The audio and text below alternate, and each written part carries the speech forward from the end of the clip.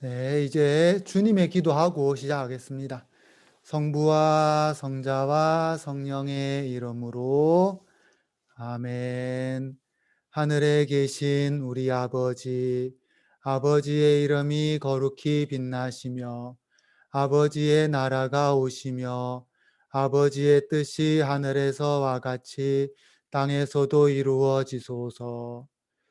오늘 저희에게 일용할 양식을 주시고 저희에게 잘못한 일을 저희가 용서하오니 저희 죄를 용서하시고 저희를 유혹에 빠지지 않게 하시고 악에서 구하소서. 아멘. 성부와 성자와 성령의 이름으로 아멘. 네, 반갑습니다. 네. 이제 우리가 계속 이래 교리를 해 나가다 보니까 우리 교우님들께서도 이래 저한테 질문도 이래 계속 주시고 또 현재 우리 가톨릭 교회 내에서 이루어지고 있는 여러 정황들, 이런 정황들을 이렇게 또 저한테 개인적으로 알려주시고 이렇게 하셨어요. 그래서 지난 월요일에 이런 뉴스가 떴었죠. 제가 아마 우리 교우님들한테도 공유를 해드렸을 거예요. 제가 다시 한 번 더 공유해드리겠습니다.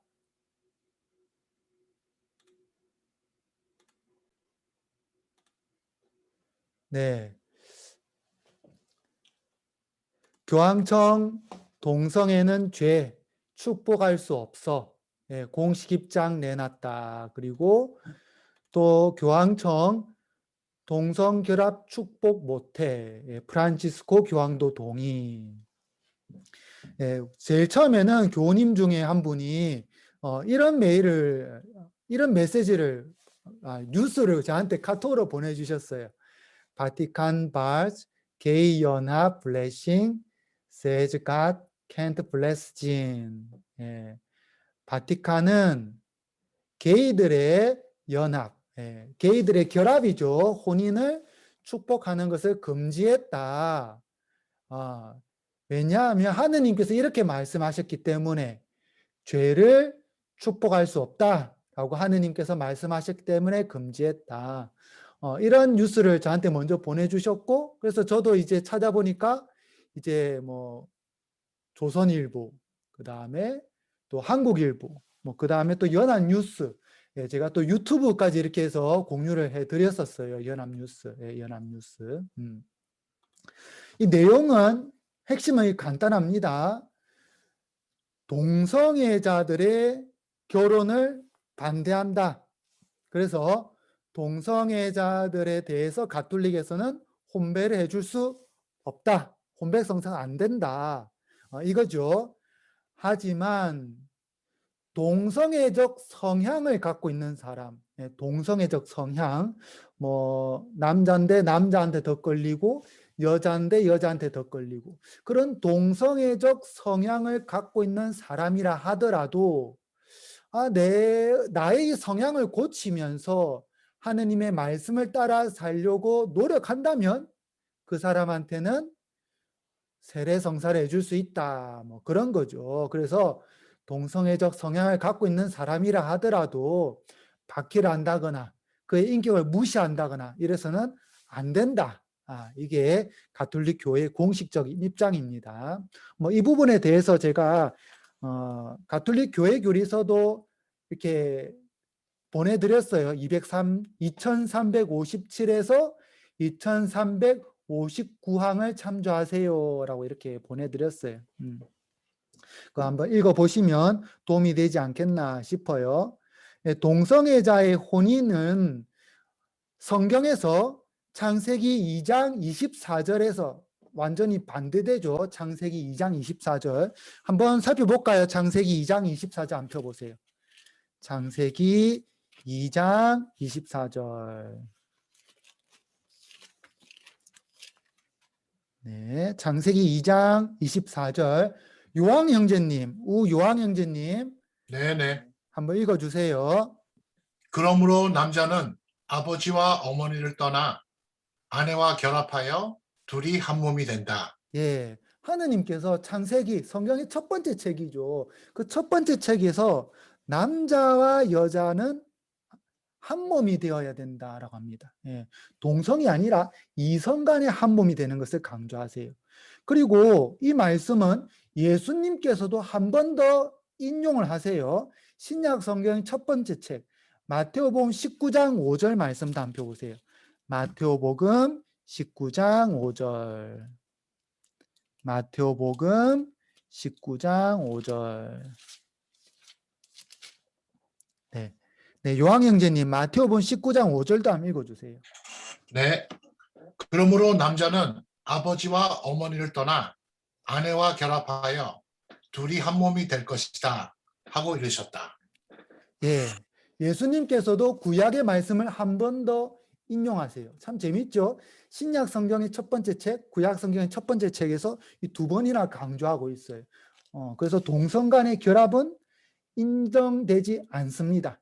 그리고 교황님께서 작년에 마치 동성애자들을 인정하고 옹호하는 듯한 표현을 했다라고 했지만 그것은 오늘 지난 월요일에서 바티칸에서 밝혔듯이 방송사에서 짜집기 편집해서 보도한 거다라고 이번 월요일 날 분명히 했어요.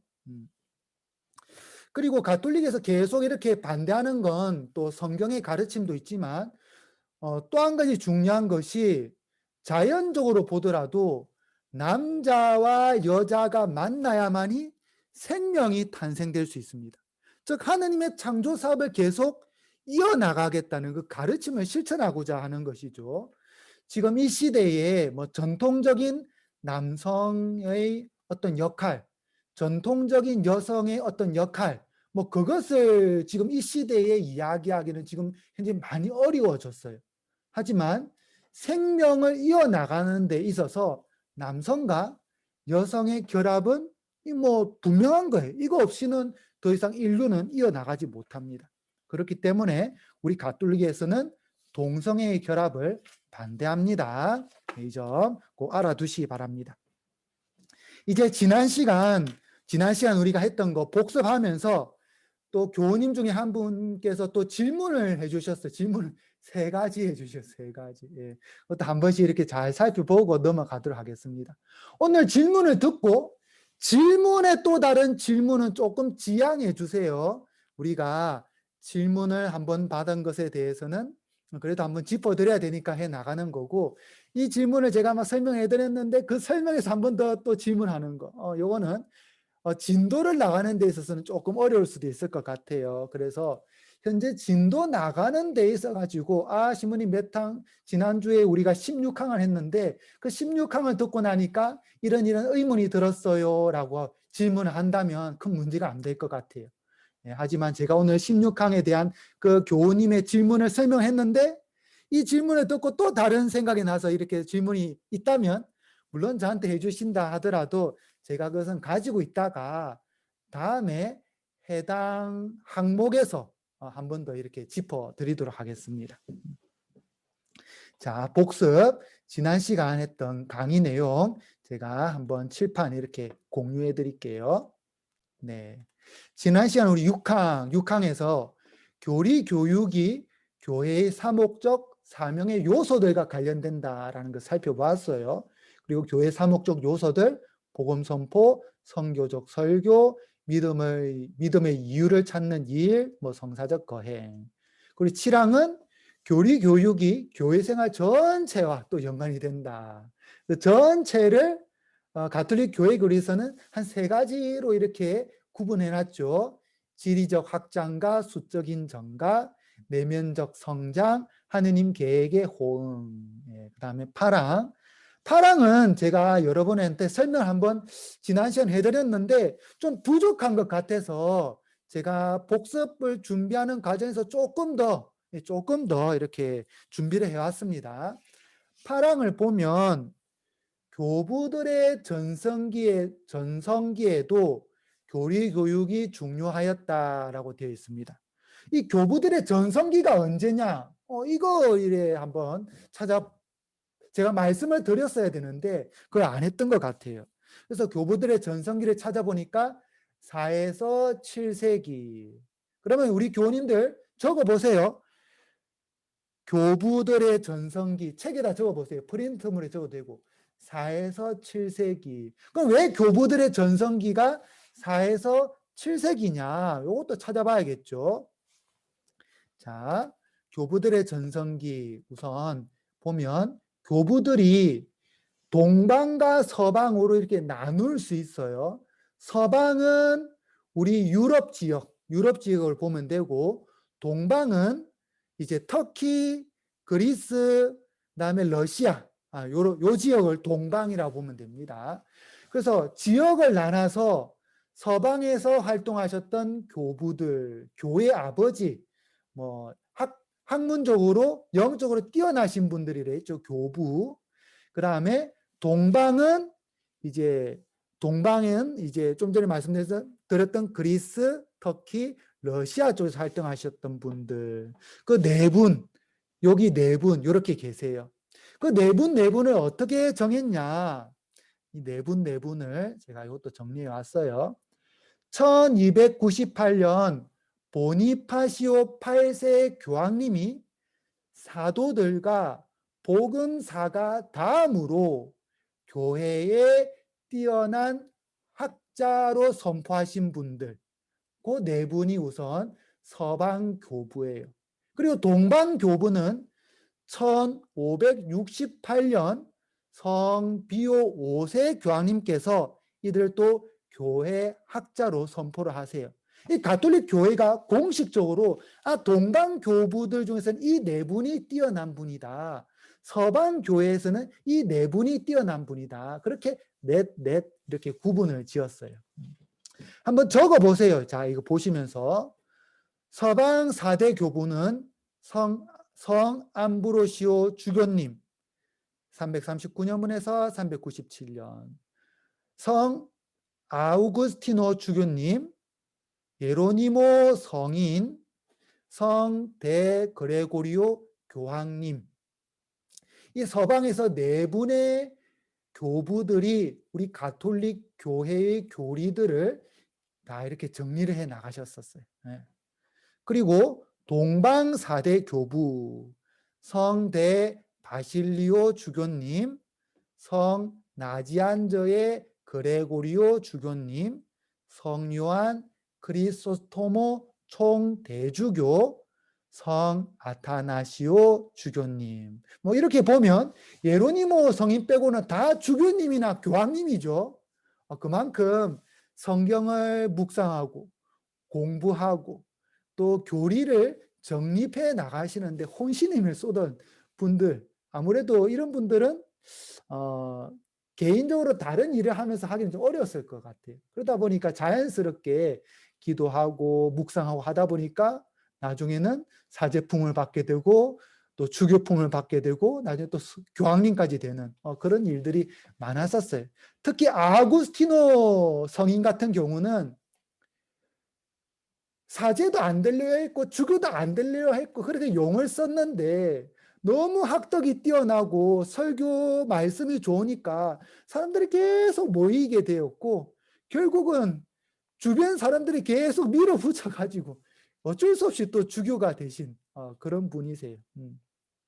그래서 우리 가톨릭 교회, 특히 뭐 가톨릭뿐만이 아니라 그리스도교, 개신교의 교리까지 다 포함해서 이 그리스도교의 교리를 정립해 나가시는 데 있어서는 주교님들과 교황님들의 역할이 컸어요.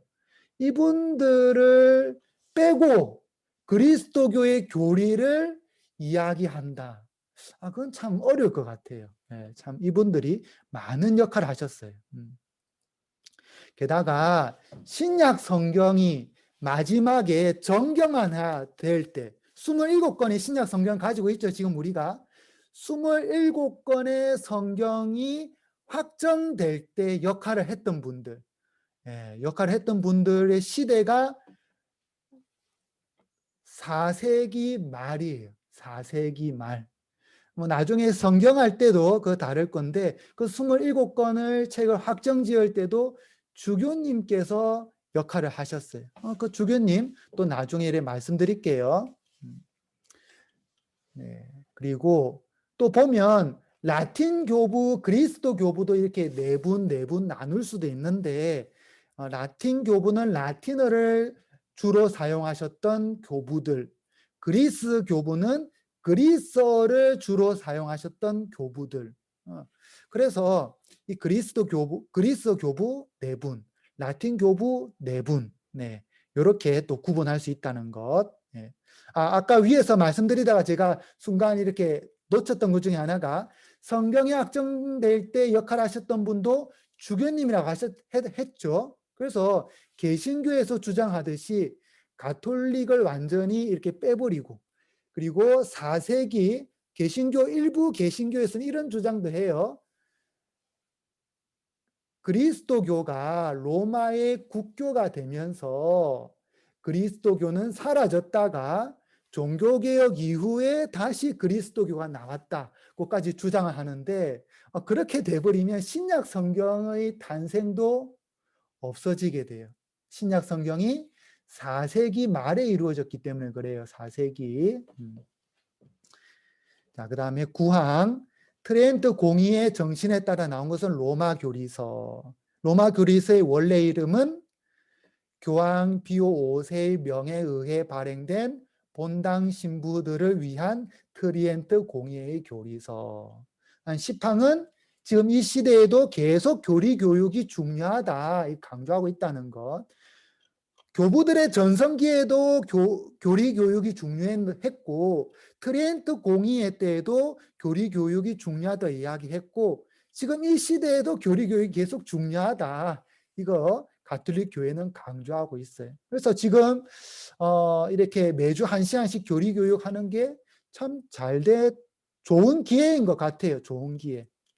그리고 11항은 교리서의 목적과 그 원천, 12항 교리서의 대상, 13항 교리서의 전통에 따라 네 편으로 구성. 지금 현재 우리 가톨릭 교회 교리서가 1편 신앙 고백, 2편 전례, 3편 전례와 칠성자죠. 3편 그리스도교의 생활, 그다음에 4편 기도, 이렇게 나눈 것이 오랜 전통에 의해서 나뉘었다는 거예요. 오랜 전통에 의해서. 이번에 갑자기 나와서 이렇게 나뉜 게 아니에요. 오랫동안 그렇게 교리를 진행해 왔다는 거예요. 14항은 제1편 신앙 고백에 대한 개요.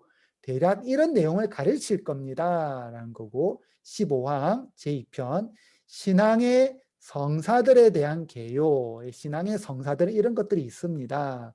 16항 제3편 신앙생활에 대한 개요. 예. 이렇게 지난 시간 했었어요. 이렇게 하고 나서 신자분 중에 한 분이 이렇게 질문 3가지를 보내주셨어요. 16항을 이제 설명을 듣고 나니까 아무래도 16항이 신앙생활, 내 생활을 하는 데 있어 가지고 의문점이 이렇게 많이 들었던 것 같아요. 그래서 3가지를 보내주셨는데 제가 이 3가지를 이렇게 여러분들에게 공유를 해드렸어요. 이렇게 공유를 해드리면 이 질문을 통해서 우리가 함께 또 생각을 해볼 수 있는 것이죠. 자, 첫 번째, 가톨릭 교회 교리서 16항에는 인간의 궁극적 목적이 행복 추구라고 되어 있습니다. 예배소서라고 한 걸 보면 아마 이분께서 개신교에서 오랫동안 지내시다가 그 단어가 이래 익었던 것 같아요. 개신교에서 오래 지내시다가 그 익은 단어를 그대로 말씀하신 거죠. 예배소서 1장 5절에서 7절에서 예수님께서는 우리 죄를 구속하시고 우리는 하느님께 영광과 찬양을 드리며, 창세기 배울 때에도 하느님께서 하느님께서 인간의 창조 목적은 영광 받으시려고, 그래서 나를 포기하고 하느님 위주로 사는 것이 자유이고 영생을 얻는 것인가요? 라고 해주셨어요. 자, 이 질문에서도 좀 전에 말씀드렸듯이 우리가 성경을 인용할 때 예배소서라고 하면 내가 가톨릭 신앙으로 세례를 받았지만 내 습관이 아직도 개신교의 방식을 그대로 답습하고 있다라는 것을 알 수 있죠. 그러면 그러면 이걸 좀 고쳐야 되지 않겠나 싶어요. 제가 이걸 또 말씀드리는 이유는 개신교에서 세례를 받아서 우리 가톨릭 온 신자들뿐만이 아니라 2005년도 성경을 지금 새 번역 성경을 사용하고 있는데 예전 공동번역 성경 인용문을 그대로 사용하세요. 그래서 지금은 콜로사이서죠. 콜로사이서. 그런데 골로새서라고 표현하시는 분도 계세요. 이것도 좀 고쳐야 되지 않겠나 싶고, 그리고 지금은 탈출기인데 예전에 사용한 거는 또 다르게 우리가 성경을 사용했다는 것을 알 수 있어요. 그걸 지금 좀 고쳐야 돼요. 그리고 또 오랫동안 내가 내 입에 익은 대로 쭉 하시는 분들은 중에 한 분은 마르코 복음서를 마르꼬라고 해요. 마르꼬. 예. 그래서 마르꼬 저 말씀은 저 성경은 대체 어디서 나왔을까? 그 생각이 또 한 번씩 해요. 마르꼬가 아니고 마르코죠. 마르코. 예. 그걸 좀 고쳐야 되는데 내가 이게 좀 잘 안 된다. 그러면 지금 이 성경책 다들 가지고 계시죠? 성경책 집에 한 권씩. 이거 없다. 그러면 꼭 사시기 바랍니다. 그래도 우리가 신앙생활 해 나가는 데 있어서 가톨릭에서 어떤 말을 하고 있는지, 하느님 말씀 무엇인지 배우려면 성경책은 있어야 돼요. 그리고 2005년 새 성경을 꼭 보시기 바랍니다. 이 부분은 제가 지난번에도 말씀을 드렸어요. 순서도 다르고 책 인용할 때도 다르고 페이지도 달라요. 다 달라요. 그래서 꼭 새 번역 성경을 보시고, 그리고 내가 지금 그게 좀 어렵다 그러면 제가 늘 강조해 왔던 거,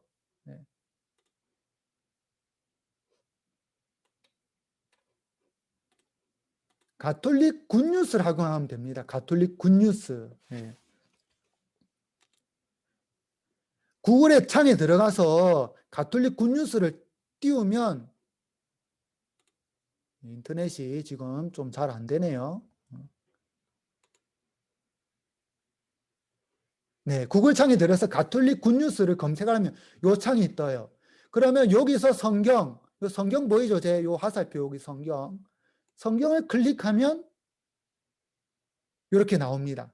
그러면 여기 성경 검색해도 되고 매일 성경 쓰기, 개인 성경 쓰기 뭐 이런 것도 있고 함께 성경 쓰기 뭐 이런 것도 있고 요 밑에 성경 읽기를 들어가면 이렇게 구약 성경, 신약 성경, 이는 2005년도 버전이고 NAB는 영어 성경이고 구약 성서, 신약 성서는 이제 공동 번역이고 200주년 기념 성서는 200주년을 맞아서 기념해서 만든 성서고 그걸 찾으시면 됩니다. 크게 어렵지 않으니까 꼭 이렇게 활용해 보시기 바랍니다. 자, 이제 질문에 대해서 우리 한번 살펴보겠습니다. 우리 교우님 첫 번째 질문. 나를 온전히 포기하고 하느님 위주로 사는 것이 자유이고 영생을 얻는 것입니까? 나를 온전히 포기한다. 이 말씀을 우리 신자분들도 자주 들었을 거예요. 강론 때도 듣고 내가 생각할 때도 나를 포기하고 하느님 뜻을 살아야지. 뭐 고해성사 때도 우리 자주 말씀하세요. 신부님 제가 하느님 뜻이 아니라 제 뜻대로 계속 살았어요. 이렇게 말씀하세요. 여기서 중요한 거, 나를 포기한다는 것은 나의 욕망, 그리고 나의 인간적인 잘못된 생각들, 그리고 나의 고집, 이런 거를 포기한다는 거예요. 내가 가지고 있는 탤런트, 내가 가지고 있는 좋은 지향, 이런 것은 실천해 나가야 되는 것이죠. 그렇지 않으면 나를 포기하는 데 있어서 그 기준들이 명확하지 않습니다. 그래서 어떤 분들은 좀 혼란을 가지고 계세요.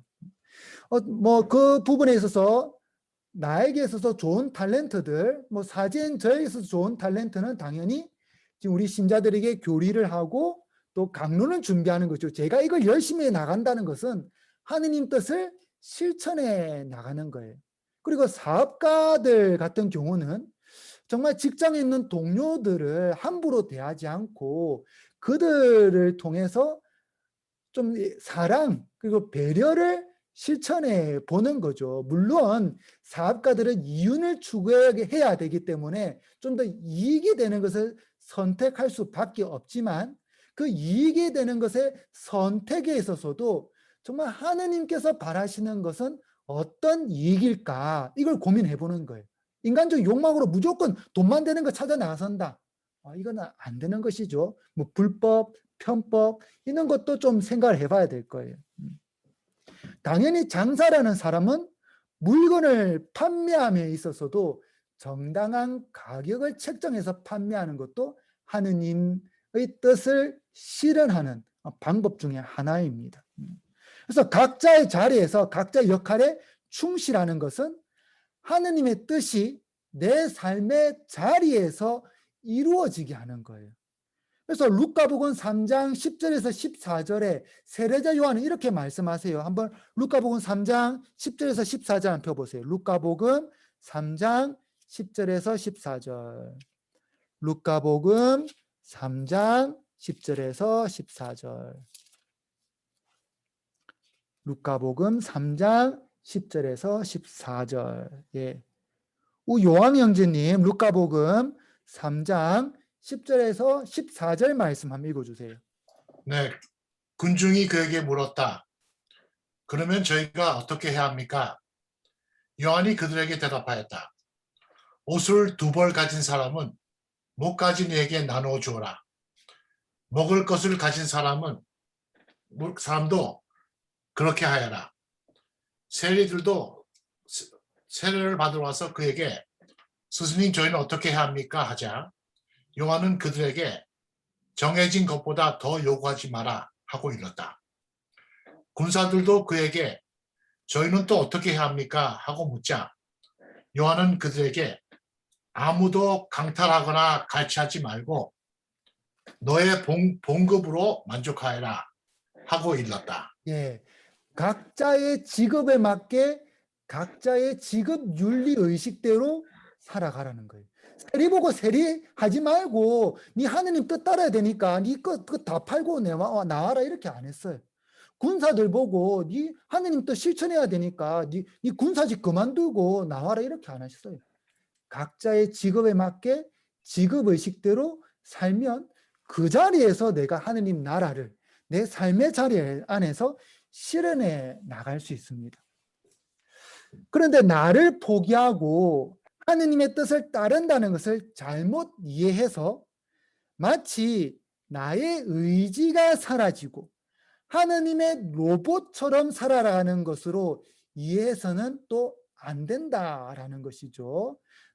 하느님 뜻을 실현한다고 해서 나의 의지가 완전히 사라지는 것은 아니에요. 내가 그분의 로봇처럼 사는 것도 아니에요. 나의 선한 의지와 하느님의 의지는 이게 반대되는 것이 아닙니다. 서로 충돌하는 것이 아니에요. 하느님께서 나의 선한 의지 안에 역사하셔서 나를 이끌어 나가신다는 것이죠. 우리가 이것을 잊지 말아야 합니다. 그리고 내가 그래도 좀 부족한 것 같다. 내가 하느님의 뜻을 찾고 내 삶 가운데에서 좀 더 나의 직업 윤리를 좀 더 이렇게 성장시키는데 도움이 되는 것이 어떤 것이 있을까? 이걸 우리가 또 궁금해할 수 있겠죠. 뭐 그 부분에 대해서는 나중에 생활편에서 우리가 하겠지만 제가 책 2권 정도 이렇게 소개해드리겠습니다. 저도 이 책을 읽으면서 제 사제로서 사제로 사는 데 있어서도 다양한 모습이 있겠죠. 저처럼 교리를 공부해가지고 교리로 여러분들한테 이렇게 뭔가 하느님 말씀을 전할 수도 있고 또 가난이들한테 좀 더 다가가가지고 또 가난한 이들과 함께하는 사람들도 있을 것이고 아니면 또 기도로서 또 열심히 살아가는 사람들도 있을 거예요. 사제로 살 때에도 각자가 어떻게 사느냐 그거 다 달라요. 그것을 좀 개인적으로 식별하는 데 도움이 되는 책 2권 소개해드리겠습니다. 예, 첫 번째 책은 무엇을 위해 사는가? 이 책의 소제목 삶의 목적 치유하기. 내 삶의 목적, 내가 나아가야 하는 방향을 치유한다는 거예요. 하느님 보시기에 좋은 방향으로 이끌어 나간다는 것이죠. 무엇을 위해 사는가? 예, 지은이는 데니스린, 쉴라린, 마테오린 한국어로 다 번역이 됐어요. 이분들 미국인들이에요. 미국인. 그래서 영어로 찾아도 돼요. 뭐 나는 영어가 편하다. 그러면 Healing the Purpose of Your Life. 요거 딱 치면 됩니다. 그럼 영어로 책이 딱 나와요. 예. 저도 이 책을 너무 좋아해서 이분들이 적은 책을 한국어로 번역된 건 다 샀어요. 다 사가지고 읽고 있어요. 예, 읽고 있다가 또 어떤 부분은 조금 이렇게 한국어가 번역이 되다 보니까 조금 이 말마다 좀 이상한데 이분들이 과연 어떤 의도로 이야기를 했을까 궁금해서 영어로 이래 산 것도 몇 권 있어요. 예. 그 다음에 두 번째 책은 예, 이거예요. 성찰, 한국어 책으로는 성찰, 영어로는 Sleeping with Bread, Sleeping with Bread, 성찰.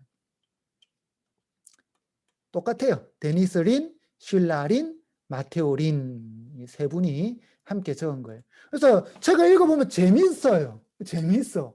보통 이렇게 영적 독서하면 조금 하느님 말씀 계속하니까 좀 지루한 것도 있을 것 같고 한데 이분들은 책을 너무 재밌게 잘 적었어요. 그래서 1년대에 쭉쭉 읽어져요. 쭉쭉. 그리고 나도 이분들이 제시하는 방법대로 기도하고 싶은 마음이 막 들었어요. 뭐 그래서 아마 우리 교우님들도 그렇지 않을까. 그런 마음으로 또 우리 교우님들도 그렇게 되기를 바라는 마음으로 이렇게 소개를 해드립니다. 네, 그 다음 두 번째. 예, 두 번째 질문. 궁극 목적이 행복 추구라고 성경에서 직접 읽어볼 수 있나요? 우리 지난번 16항 했을 때 16항에 이런 내용이 있었죠. 자, 공유를 해드릴게요.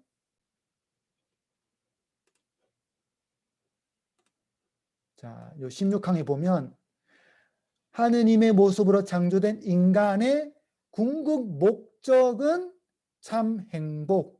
예, 참 행복. 그래서 이분께서 이 말이 그러면 성경책에도 있나? 이 궁금해 하셨던 것 같아요. 그러면 우리가 성경을 찾아보면 되죠. 어렵지 않아요. 자, 우선 우리 목적. 성경에도 뭔가 이 믿음을 가진 데 있어서 목적이라고 하는 말이 있을 거예요. 그 목적을 찾아보면 자, 베드로의 첫 번째 서간 1장 9절 한번 펴보세요. 베드로의 첫 번째 서간 1장 9절. 베드로의 첫 번째 서간 1장 9절. 그래서 우리 성경님들, 우리 교우님들 1베드로 찾으면 되죠. 1베드로. 베드로 첫째 서간 1장 9절. 1장 9절. 네. 1장. 네. 우율리안나 자매님. 네, 네. 1장 9절 한번 읽어 주세요. 여러분의 믿음의 목적인 영혼의 구원을 얻을 것이기 때문입니다. 예, 감사합니다. 우리 믿음의 목적이 영혼의 구원이래요. 우리 믿음의 목적이 영혼의 구원. 그러면 내 영혼이 구원되면 어떻게 되겠어요? 예수님과 함께 영원히 살겠죠? 그러면 영원히 산다는 것, 영원한 생명이 주어진다는 거예요. 그러면 이거 영원한 생명은 성경에 너무 많이 적혔어요. 너무 많이. 뭐 그 중에서 하나 정도 찾아볼게요. 요한복음 3장 16절 한번 펴보세요. 요한복음 3장 16절. 요한복음 3장 16절. 아닌데?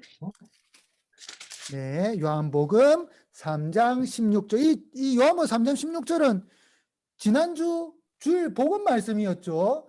연중 제 4주일 복음 말씀. 네. 우율리안나 좀 읽어주세요. 하느님께서는 세상을 너무나 사랑하신 나머지 외아들을 내주시어 그를 믿는 사람은 누구나 멸망하지 않고 영원한 생명을 얻게 하셨다. 네. 예수님을 믿는 사람은 영원한 생명을 얻는데요. 아까 믿음의 목적이 우리 영혼의 구원이래요. 영혼의 구원은 영원한 생명을 얻는 거예요. 딱 이해가 되죠?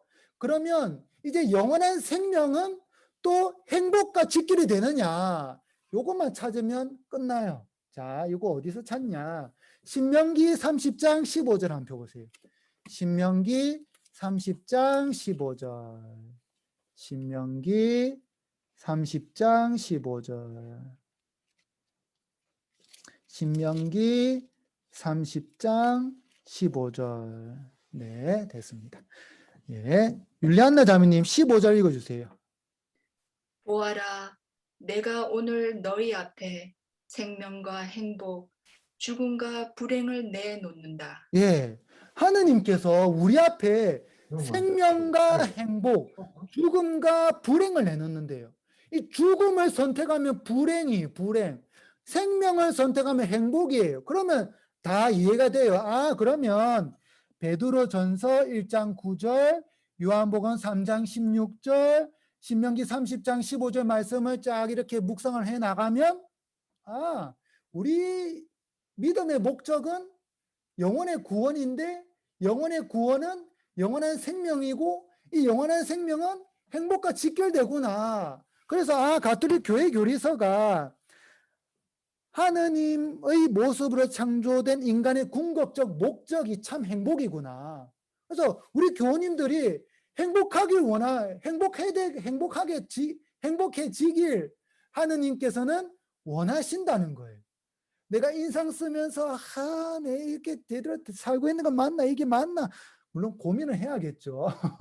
그런 고민을 하지만 정말 내가 말씀을 실천하는 데서도 기쁘고 내가 하느님을 따르는 데 기쁘고 또 내가 구원받았음에 기쁘고 그 안에서 행복을 누리기를 하느님께서는 원하신다라는 거예요. 이거 딱 이렇게 보면 알 수 있어요. 그리고 참고로 하나만 더 짚어볼까요? 요한복음 6장 54절 한번 보세요. 요한복음 6장 54절. 요한복음 6장 54절.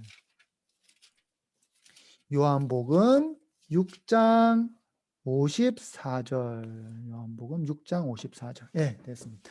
네. 율리안나 자매님 요한복음 6장 54절 한번 펴보세요. 읽어주세요. 그러나 내 살을 먹고 내 피를 마시는 사람은 영원한 생명을 얻고 나도 마지막 날에 그를 다시 살릴 것이다. 네, 그렇죠. 내 살을 먹고 내 피를 마시는 사람. 딱 바로 이해가 오죠. 우리 미사 때 예수님의 몸을 영합니다. 내 살을 먹고 예수님의 몸을 영해요. 그렇게 먹는 사람은 영원한 생명을 얻는데, 영원한 생명. 왜 우리가 미사 때 성체를 영하냐? 바로 영원한 생명을 얻기 위해서, 구원을 얻기 위해서, 행복해지기 위해서 그렇게 성체를 영하는 거예요. 그리고 내가 그것이 잘 안 된다. 내가 진짜 인간적으로 나약하고 유혹에 자꾸 걸려 넘어지고 그 잘 안 된다 해도 마지막 날에 누가 다시 살리겠대요? 그렇죠. 예수님께서 마지막 날에 다시 살리겠대요. 여러분은 그 믿음으로 사시기 바랍니다.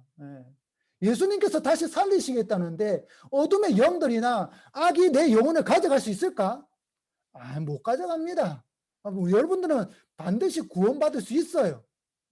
꼭 믿음 위에서 그렇게 생활하시기 바랍니다. 내가 예수님의 몸을 영하는데 예수님께서 나를 분명히 살리실 거야.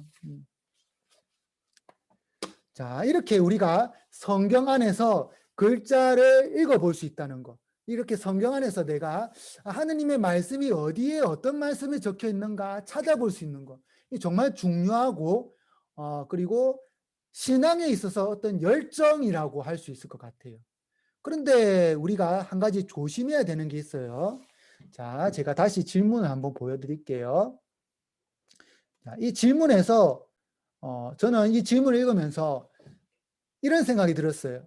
궁극적인 목적이 행복 추구라고 성경에서 직접 읽어볼 수 있나요? 그럼 성경에서 직접 못 읽어보면 행복을 추구하는 것은 하느님의 뜻이 아닌가? 이런 생각이 들죠. 그러면 요 말마디에 성경에서 직접 읽어볼 수 있어야만이 하느님의 뜻인가? 이런 생각이 들어요. 여기에 어떤 위험이 있냐 하면 성경에서 직접 읽어볼 수 있는 것은 참된 하느님의 말씀이고 성경에서 직접 읽어볼 수 없는 것은 의심스러운 거다라는 그런 생각이 자리하고 있어요. 예, 맞죠? 이게 개신교에서 사용하는 성경 해석 방법이에요. 요 개신교의 성경 해석 방법은 나중에 또 우리가 한 100항 좀 넘어가게 되면 성경에 대해서 이야기를 하게 돼요. 그때 비교를 좀 더 해드릴게요. 개신교에서 사용하는 성경 해석 방법, 성경에서 직접 읽을 수 있어야만이 하느님의 말씀이고, 성경에서 직접 읽을 수 없으면 그것은 의심스러운 것이다 라고 가르쳐요. 예, 잘못된, 그리고 일부 개신교는 잘못된 것이다 라고 가르쳐요. 그래서 어떤 문제가 생기냐, 그 문제점 오늘 한 가지를 한번 살펴보겠습니다. 자, 제가 우리 교우님들한테 어제부터 오늘까지 해가지고 사이트를 계속 올려드렸어요. 그래서 신부님 오늘따라 무슨 사이트가 이렇게 많이 올려옵니까? 뭐 이런 생각이 들으셨을 것 같아요. 근데 그 사이트를 앞으로 여러분들이 성경을 내가 제대로 읽어보겠다 싶으면 꼭 참조하셔야 되는 사이트입니다. 자, 사이트들 하나씩 한번 살펴보겠습니다.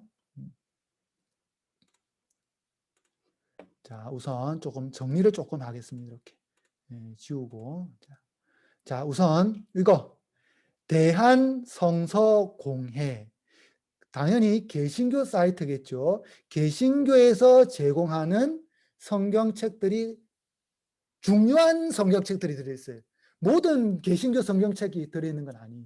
중요한 성경책이 웬만한 건 다 들어있어요. 왜냐하면 개신교는 성경책도 이게 어느 성경책을 파느냐, 그리고 그것에 따라서 그 이권들이 왔다 갔다 하기 때문에 다 이렇게 공개도 하기도 좀 때로는 어려워요.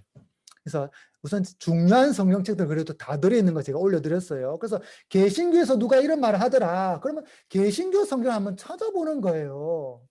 자, 그러면 개신교 역본 해가 제가 이 사이트 보여드렸죠. 그러면 개역 개정, 개역 한글, 표준 새번역, 새번역, 공동번역. 이 공동번역은 우리 가톨릭하고 같이 번역한 거예요. 공동 번역 개정판, 이 개신교들만 또 따로 보려고 또 개정한 거예요.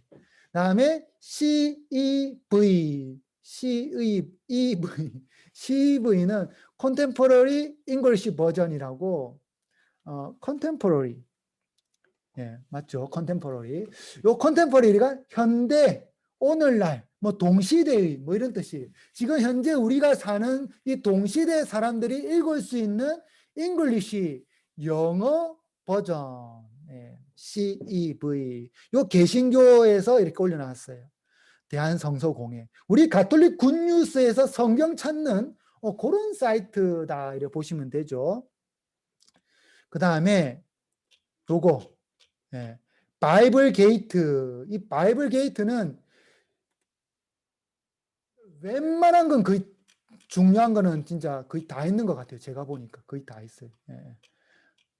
그래서 우리 교우님들 요 밑에 제가 쭉쭉 움직인 거 보이죠? 이거 공유돼 가지고 웬만한 거 정말 많아요. 킹 제임스 21세기 센츄리, 뭐 21세기에 번역 새로 뭐 개정한 킹 제임스 버전, 아메리칸 스탠다드 버전, 뭐 또 뭐 이 뭐 너무 많아요. 이 너무 많은데 여기서 우리가 뭐 개신교 버전들 중에 볼 만한 것은 킹 제임스 버전. 이 킹 제임스 버전은 개신교에서 지금도 예배 때 많이 사용하는 성경이에요. 그리고 요 밑에 또 내려가 보면 우리 가톨릭 것도 그러면 좀 알아야겠죠. 가톨릭 거. 가톨릭은 가톨릭 버전은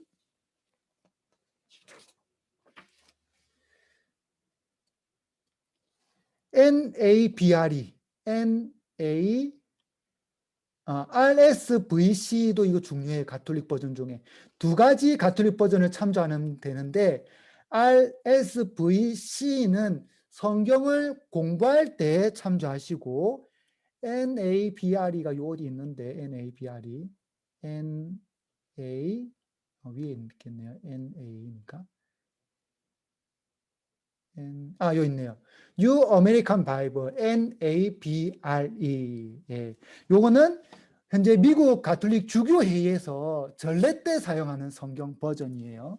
요 두 가지는 우리 가톨릭 성경을 영어로 보는 데서는 도움이 됩니다. 자, 그러면 이제 개신교에서 글자 그대로 인용할 때 어떤 문제들이 생기냐. 글자 그대로만 성경 글자에 적혀 있는 것은 중요한데 안 적혀 있는 거 안 중요하다. 이것만 계속 강조하면 어떤 문제가 생기냐. 요거 한번 짚어보겠습니다. 자, 대한성서공예에 들어가서 개역개정성경 예배소서 4장 11절을 보면 이런 말씀이 있어요. 그가 어떤 사람은 사도로, 어떤 사람은 선지자로, 어떤 사람은 복음 전하는 자로, 어떤 사람은 목사와 교사로 삼았으니. 요 말씀을 인용해서 개신교에서 뭐라고 하냐 하면 봐라 이 목사라는 단어가 성경책에 적혀 있지 않냐. 우리 개신교는 그 목사님이라 한다. 성경에 적혀 있는 대로. 근데 가톨릭은 성경에도 없는 뭐 교황, 주교, 신부 이거 어디서 만들어 갖고 쓰고 있냐. 너는 성경에도 없는 말 계속 만들어서 지어내고 있지 않냐. 이렇게 이야기를 합니다. 그러면 우리가 이런 생각이 들죠. 그럼 우리 가톨릭은 성경에도 없는 말을 지어서 교황, 주교, 뭐 신부 이렇게 이야기하고 있나? 분명히 아니에요. 요거는 제가 880항에서 설명해 드리겠습니다.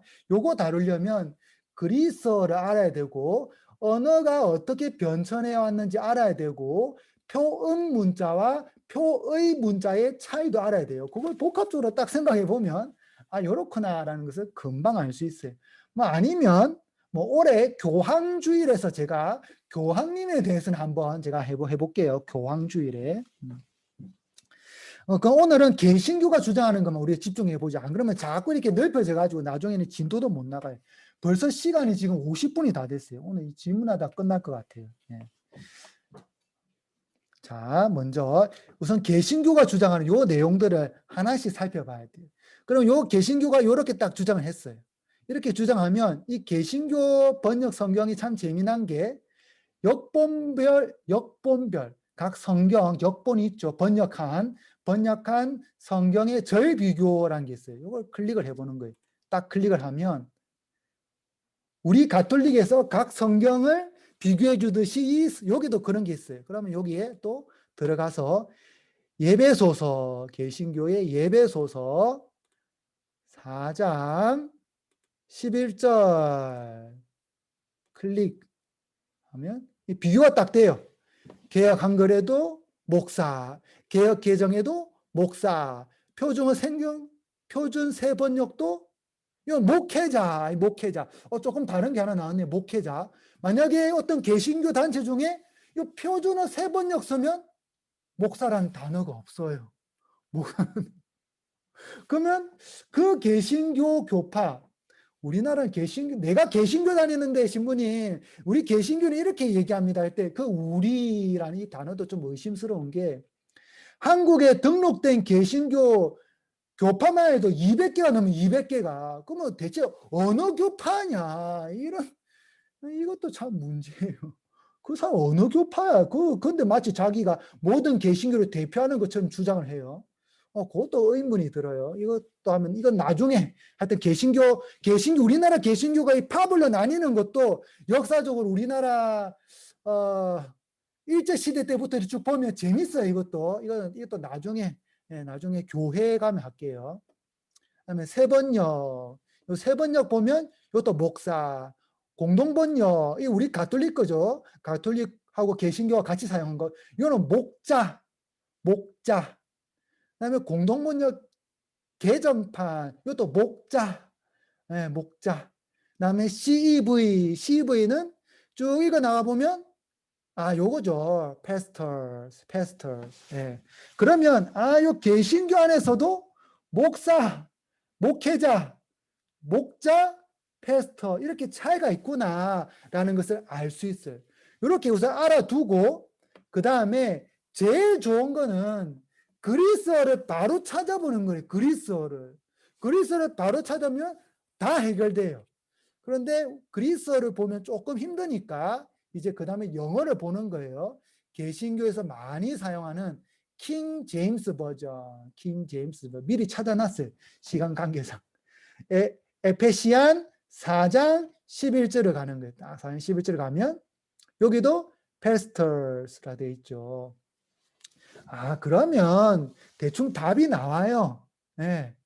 아, 요 좀 문제가 되는 요 용어들, 이 용어들은 목자라는 말이 좀 더 정확하겠구나. 왜냐하면 영어로는 여기도 패스터로 해놓고 개신교에서 공식적으로 올려놓은 요 CV 여기도 패스터로 해놓고 그럼 우리 가톨릭에서도 공동번역 우리 가톨릭한테 사용하는 공동번역 목자를 해놓고 그럼 이제 우리 가톨릭이 사용했던 에베소서 4장 11절 가면 되죠. 딱 이것도 찾아놨어요. 제가 시간상. 이거 딱 보면 목자를 해놓고 아 그러면 거의 목자가 확실하구나. 이렇게 알면 돼요. 이렇게 알면 되는데 이제 한 단계 더 나아가서 그리스어를 한번 찾아보는 거예요. 그리스어도 요즘 참 시대가 좋은 게 영어로 비교하고 딱 다 해놨어요. 제가 그거 찾아놨어요. 네, 이렇게 바이블 허브라는 사이트를 카톡에 올려드렸죠. 거기에 들어가서 그리스어 성경에 들어가서 에페시안 4장 11절로 들어가면 딱 이렇게 해놨어요.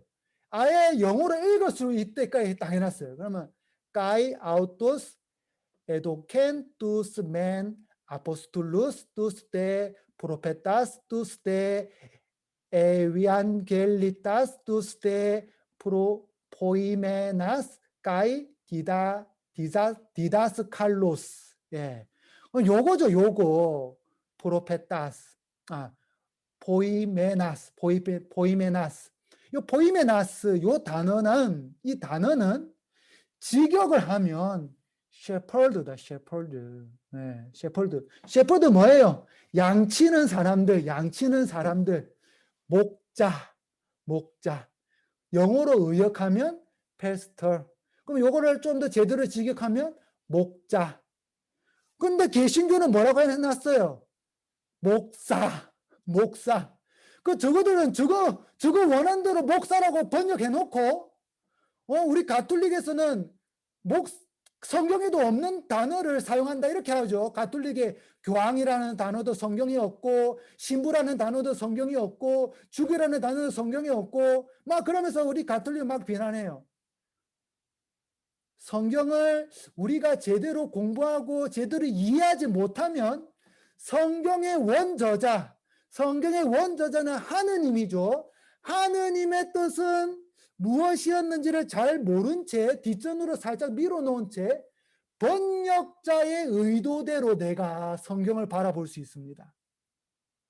이거 조심해야 돼요. 번역자의 의도가 아니라 성경 원저자의 의도를 우리가 잘 파악을 해야 돼요. 이거는 오랜 숙제였어요. 오랜 숙제. 대표적으로 예를 하나만 더 들면 오늘 시간 요거하다 끝날 것 같네요. 하나만 더 들면 우리가 전능하신 하느님 아주 전능하신 하느님 이 전능하신 하느님을 히브리어로 찾아보면 엘샤다이라는 단어를 조금 더 이렇게 어원져 찾아보면 젖가슴이라는 뜻이 나와요. 젖가슴. 그런데 이 젖가슴 어머니의 젖가슴이죠. 네. 어머니가 생명을 양육하고 생명을 키운다라는 뜻을 가지고 있어요. 그런데 이 어머니란 단어가 계속해서 나오다 보니까 이거 어떻게 되느냐. 이 자꾸 이제 다신교로 빠지는 위험들이 생기는 거예요. 여성은 생명을 출산해요. 그러니까 다신교로 빠지는 거예요. 그래서 유다교 전통에서 이 엘샤다이라는 이 히브리어의 여성적인 의미를 완전히 이렇게 지우는 역할을 많은 노력을 많이 했어요. 기원전에 이 개신교가 한 거 아니에요. 이거는 유다인들의 전통에서 한 거예요. 왜냐하면 유다인들도 인간적인 한계를 자각할 수밖에 없었어요. 하느님을 여성적으로 표현하니까 자꾸해서 우리 종교가 유일신이 아니라 다신교로 빠지는 거예요. 어쩔 수 없이 그 여성적인 의미들을 삭제를 했었어요. 성경 해석 전통에서 그래서 지금 거의 완전히 사라져 버렸죠. 적가성 없고 그냥 전능한 하느님, 전능하신 하느님, 엘샤다이. 그래서 번역자의 의도, 해석자의 의도를 넘어서 원저자이신 하느님의 의도를 우리는 파악하려고 노력 안 하면 결국 번역자의 의도대로 아니면 해석자의 의도대로 성경 읽게 돼요. 이거는 정말 어쩔 수 없어요. 일부 개신교 일각에서 그걸 너무나도 악용을 많이 해요. 이거는 정말 잘못된 것 같아요. 그리고 제가 이렇게 막 성경 설명하면서 한때 요 질문에 관련된 거 하나만 하고 넘어가죠. 예를 들어서. 오늘 요까지만 딱 하겠습니다. 제가 이래 성경을 계속 이렇게 공부를 하고 연구도 하고 또 예비자 교리 때 강의도 하고 강론도 하고 또 설교도 하고 막 이렇게 하니까 한 번은 예비자 교리 시간 때 이런 일이 있었어요. 형제님 한 분이 이렇게 들어오셨어요. 물론 처음부터 있었어요. 그 형제 예비자 교리 그러고 보니까 예비자 교리의 수업에 이렇게 등록을 하고 첫 시간부터 계속 다녔어요. 계속 다녔던 형제님인데 성경에 대해서 제가 강의 이렇게 해서 하는 날에 이제 손을 딱 들고 질문하는 거예요. 그게 제가 첫 번째 본당에 있었던 일이에요. 10년도 더 됐죠. 근데 그 형제님이 하셨던 이야기가 좀 너무나도 좀 이렇게 도전적이었고, 그 다음에 그때 제가 첫 번째 본당, 이제 새로 서품 받고 이제 갓 나와서, 이제 저도 이제 어리버리하면서 성경도 막 공부해 나가고, 교리도 공부해 나가고 그런 시절일 때 그 형제님의 그 도전적인 질문, 순간 당황스러웠지만서도 참 대처를 잘했던 것 같아요. 지금 되돌아보면. 그 형제님께서 이렇게 질문하셨어요. 손을 딱 들고, 신부님, 신부님이라고도 안 했어요. 왜냐하면 성경에 신부란 단어가 없으니까. 철저하게 개신교에서 교육받아왔던 사람 같은데 딱 손을 딱 들고 질문이 있습니다. 우리 개신교는 처음부터 우리 개신교래요. 우리 개신교는 이렇게 성경을 원형 그대로 잘 보존하려고 노력하는데 왜 가톨릭은 기회가 있을 때마다 자꾸 이렇게 책을 바꾸고 새로 그 번역서를 내고 하는지 모르겠습니다. 공동 번역도 냈다가 또 이번에 2005년 번역도 냈다가 왜 그런지 모르겠어요. 왜 가톨릭은 원래 성경을 제대로 안 가지고 있는 거예요? 이렇게 질문하는 거였어요. 그러면서 그 형제님 딱 보여준 책이 이제 예수 가라사대, 예수께서 말씀하심에 사람들이 모이러라, 이런 식으로 아주 옛날 성경이었어요. 아주 옛날 성경. 그 성경을 딱 읽고 이렇게 아마 묵상하시는 것 같아요.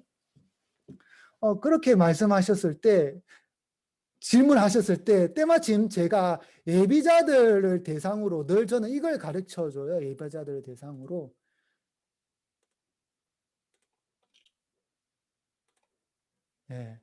요걸 그래도 성경 시간인데 성경이 원래 어떻게 적혀 있는지는 알아야 될 것 같아서 우리 예비자분들한테 요걸 알려드려요.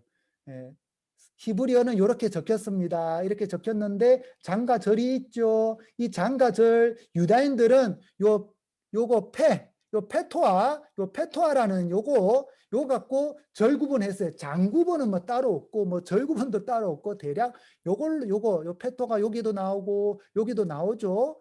요걸로 이제 대략 장 구분, 절 구분을 하고 우리 가톨릭이 3년마다 성경이 돌아가죠. 요거 유다교 전통이에요. 유다교 전통. 유다교도 세다림이라고 해서 3년을 주기로 안식일에서 해당해서 낭송하는 성경이 조금씩 이렇게 바뀌어요. 요거 설명하려고 이렇게 갖고 왔는데 그 형제님이 그렇게 딱 질문하고 나니까 제가 이렇게 해드렸죠. 자, 창세기 1장 1절이죠. 브레싯 바라 엘로힘 엣 하 샤마임 워엣 하 아렛. 브레싯 한 처음에 바라 창조하셨다. 누가? 엘로힘 하느님께서 창조하셨다. 무엇을 창조하셨냐? 엣 하 샤마임 워엣 하 아렛. 샤마임 아렛. 이제 하늘과 샤마임 하늘과 아리스 땅을 창조하셨다. 예. 그러면 형제님 이렇게 깔끔하게 히브리어로 읽고 히브리어로 이렇게 묵상하셔도 좋지 않을까요? 제가 이렇게 질문했어요. 이렇게 질문하고 나니까 갑자기 형제님께서 조용해지셨어요. 혹시 더 질문 없으세요? 가톨릭 성경에 대해서 더 질문 없으세요? 아무 그 뒤부터 오지도 않으세요. 그래서 정말 성경을 하느님을 만나고 하느님의 말씀 묵상하는 그 도구로 사용해야지 성경을 통해 다른 종교를 비난하는 도구로 하느님을 찾는 도구가 아니라 다른 종교를 비난하는 도구로 성경을 사용하고 다른 사람을 공격하는 도구로 성경을 사용해서는 안 된다라는 것이죠. 오늘 우리 교우님들께서도 개신교 에베소서 4장 11절고 잘못되었네 이제 알았다. 이게 한번 개신교 걸리긴 해봐라. 이런 마음으로 성경을 묵상하려고 하지 마시고 꼭 하느님을 찾는 도구로 꼭 사용하시기 바랍니다. 그리고 성경을 정말 제대로 공부하고 싶으면 1997년 공동번역 성경, 그다음에 2005년 새번역 성경, 개신교 개역 개정, 영어판 RSVCE, 영어판 NABRE, 영어판 킹 제임스 버전, 영어판 CV 한 7권 정도는 이렇게 비교해서 봐야 대략적으로 히브리어나 그리스어가 어떤 의도로 번역되었다 이거 알 수 있어요. 이거 모르면 그냥 번역자, 하느님 원저자에게 하느님이 아니라 번역자의 생각대로 따라가요. 번역자 아니면 해석자 이거 알아두시기 바랍니다. 오늘 여기까지 하도록 하겠습니다. 여기까지. 오늘 너무 열심히 한 것 같아요. 이 진도도 못 나갔네요. 다음 시간에 진도 좀 나가고. 자, 여기까지 하는데 오늘 궁금한 거나 질문사항 해주세요. 궁금한 질문사항.